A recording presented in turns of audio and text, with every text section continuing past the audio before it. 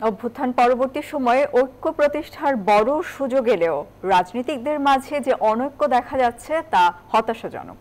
এমন মন্তব্য করেছেন বিএনপি মহাসচিব মির্জা ফখরুল ইসলাম আলমগীর। তিনি জানান, বিভাজনের রাজনীতি ভুলে সবাইকে নিয়ে নতুন বাংলাদেশ গড়তে চায় বিএনপি। কাকরাইলের ডিপ্লোমা ইঞ্জিনিয়ার্স ইনস্টিটিউটে ঢাকা মহানগরের শিক্ষার্থীদের সংবর্ধনার এই আয়োজন। যোগ দেন বিএনপি মহাসচিব মির্জা ফখরুল ইসলাম আলমগীর। এ সময় রাজনৈতিক অনৈক্যে দেশ গড়ার সুযোগ নষ্ট হচ্ছে বলে নিজ হতাশার কথা জানান বিএনপি মহাসচিব মির্জা ফখরুল ইসলাম আলমগীর।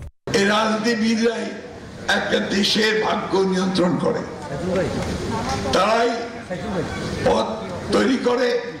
বান্ডেল থাকলে প্রতি সেনমানিতে টাকা বাঁচবে। বিকাশ সেনমানি বান্ডেল কিনে জিতুন প্রতি লেনদেনে। অথবা পথ নষ্ট করে। এটাই হচ্ছে প্রকৃতির রাজনীতির ইতিহাসের নিয়ম।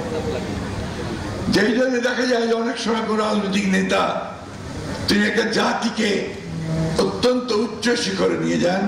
এদিকে বিকেলে গুলশান কার্যালয়ে হিন্দু সম্প্রদায়ের প্রায় 50 জন নেতাকর্মী যোগ দেন বিএনপিতে। এ সময় দলের মহাসচিব মির্জা ফখরুলের হাতে ফুল তুলে দেন তারা।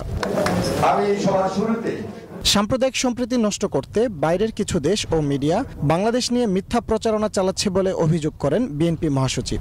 বাইরের কিছু মানুষ, কিছু দেশ, কিছু মিডিয়া তারা বাংলাদেশে ব্যাপারে মিথ্যা প্রচারণা করার চেষ্টা করেছে।